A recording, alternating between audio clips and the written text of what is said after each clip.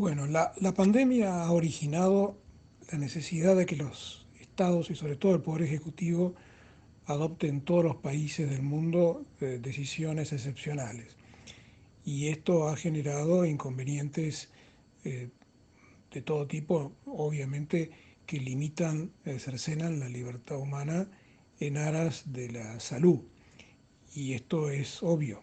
Cuando la salud es lo primero, existen este tipo de restricciones que nos impiden salir de nuestra casa, de realizar la vida social como nosotros siempre lo deseamos, de hasta de ejercer la actividad profesional y comercial. Y bueno, esto hay que soportarlo en estos casos de excepción.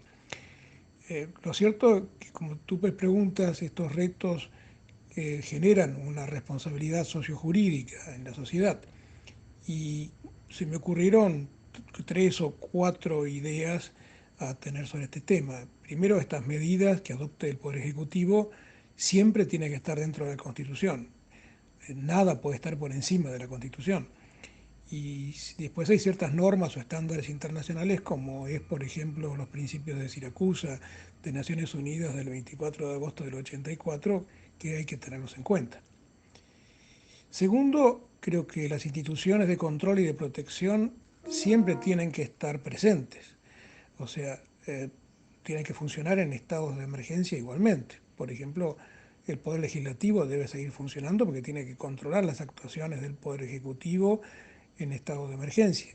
Y ni que hablar del Poder Judicial. El Poder Judicial eh, no puede estar en cuarentena. El Poder Judicial siempre tiene que estar en defensa de la Constitución, la democracia y del Estado de Derecho. Esto obliga, sobre todo a los tribunales, a reinventarse. Muchos tribunales en los cuales solamente existía el reclamo presencial de nuestros derechos, tendrá que organizarse para hacerse online, tendrá que reinventarse en cuanto a que la firma electrónica va a ser necesaria para la presentación de escritos, los contratos en la misma forma, el expediente tiene que ser exclusivamente electrónico, las audiencias tienen que ser a distancia, o sea, es un desafío. Y después, en cuanto a las medidas excepcionales como tal, pienso que primero tienen que ser necesarias, graduales y temporales, e idóneas y proporcionales para las circunstancias de excepción que estamos viviendo. Y segundo, hay que reconocer también que la necesidad de un trato diferenciado para grupos sociales distintos. Los de menores recursos van a tener un trato preferencial en muchos casos porque a lo mejor carecen de un sistema de salud especial, que no tiene una salud privada, y esto obliga a tener otro tipo de medidas que en lo general no necesariamente están en cuenta. Entonces, creo que en definitiva es una responsabilidad que tenemos como sociedad ante un hecho excepcional que se da de tener ciertos recaudos, pero con respeto de las normativas, como les acabo de comentar. Con respecto a la segunda pregunta, y sí, esta pandemia ha traído un shock a los abogados, que hay que pensar que todavía nos habíamos quedado en el siglo XX o antes todavía en el ejercicio de nuestra profesión. Estábamos acostumbrados a estar rodeados de papeles, llenos de papeles, a tener contactos personales con los clientes, ir a ver clientes a la empresa, recibir gente en nuestros estudios, y eso se acabó, se acabó. Ya los contactos son a través de las redes sociales o por Zoom o por Meet, pero es la única forma. Y con los tribunales pasa lo mismo, o sea, los tribunales se han tenido que adaptar, eh, y esto ha traído lo que a lo mejor durante tantos años estábamos pidiendo del expediente electrónico que se concretara. Bueno, el COVID ha logrado lo que durante 10, 20 años estábamos intentando, no lo habíamos logrado. Los expedientes que se hacen con escritos que se presentan en forma digital, ya tenemos los abogados firma electrónica para poder hacer nuestros reclamos, hacer iniciar las demandas, algunas audiencias se pueden hacer en forma a distancia. O sea, esto ha traído una revolución y sabemos que es por la excepción de lo que está ocurriendo en este momento, pero también estamos plenamente conscientes de que esto no hay vuelta atrás. O sea, esto se ha dado cuenta la realidad de la sociedad, que es la nueva forma de poder ejercer nuestros derechos, y los tribunales se están adaptando a estas consecuencias. Hacen falta normativa que termine de aclarar algunas situaciones del valor que tienen el documento electrónico. En el caso del Código Civil argentino establece que solamente es válido si tiene firma digital, o sea, firma electrónica avanzada, podríamos llamar en el caso de otros países, y esto va a traer una revolución. Las audiencias tienen que estar mucho más controladas si se hacen a distancia, y esto va a traer unas consecuencias que creo que van a ser muy positivas. O sea, y este es el despertar del niño que teníamos antes de la vida tranquila, y la vida en papel, a esta nueva normativa o estas nuevas resoluciones que hay que adaptarse, y en este momento por urgencia, pero creo que poco a poco se van ayudando. Los juzgados se van a dejar de tener el paso de los abogados y los litigantes que estén llenando de papeles sus escritorios, y se van a tener que estar manejando en forma digital. Y en el caso universitario va a ocurrir exactamente lo mismo. Las clases ya van a dejar de ser presenciales, la clase magistral, y tendremos que generar la suficiente inventiva como para que las clases sean interesantes, inteligentes y en forma a distancia, y también tomar exámenes y en esta misma forma.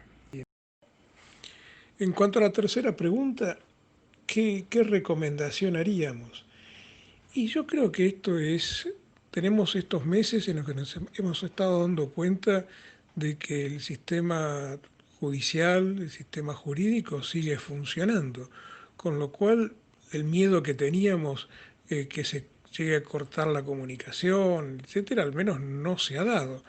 Y se han hecho los reclamos como correspondían, y los juzgados han dado su respuesta.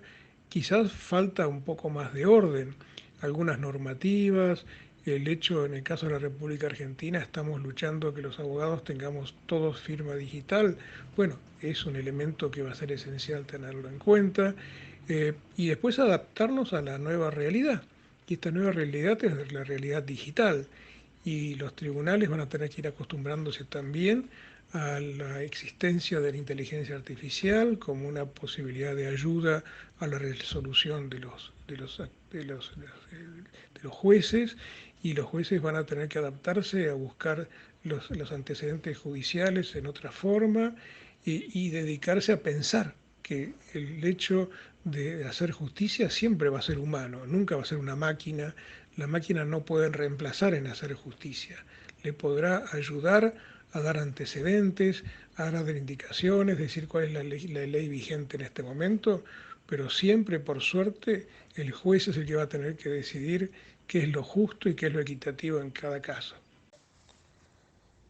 Sí, por último, creo que no es menor pensar toda la labor que ha hecho organizaciones privadas y públicas, organizaciones internacionales como es la FIADI, por ejemplo, en analizar este tipo de temas que hoy día se presentan como algo urgente, y que en la realidad hace tanto tiempo que investigadores de distintos países, académicos y universidades lo pensaban. El hecho de que la tecnología y el derecho están de la mano, no son contrarios. La tecnología ha venido a ayudar al derecho. Y cuando hoy pensamos en jueces robots, etcétera, tendríamos que estar pensando en todas estas tecnologías que hoy día existen y ayudan para mejorar la justicia, no para suplantarla. Entonces creo que llegó el momento, hoy día desgraciadamente por una urgencia sanitaria, pero pensemos con un poquito de tiempo y de tranquilidad, que todo esto que se ha estudiado durante tanto tiempo, hace 20, 25 años, convendría empezar a implementarlo en la realidad, tener más tiempo para dedicarnos a pensar, a ser humanos. Y a los alumnos, sobre todo, es lo que más me preocupa, enseñarles aquello que es la realidad, no el derecho del pasado, sino el derecho del presente. Enseñarles, por ejemplo, en el último año de la carrera, en práctica forense, con el expediente electrónico en la mano y que inicien demandas electrónicas, contesten digitalmente, notifiquen, y los jueces dicten sentencia digitalmente, etc. Bueno, esto es esta generación Z, que es la que ya ha nacido con la computadora y el celular bajo el brazo, que es la que hoy día se está recibiendo de abogados, les enseñemos el derecho de hoy y no el derecho de ayer, si no los estamos engañando. Creo que esta es una última reflexión que creo que será conveniente que todos la tuviéramos presente. Muchísimas gracias.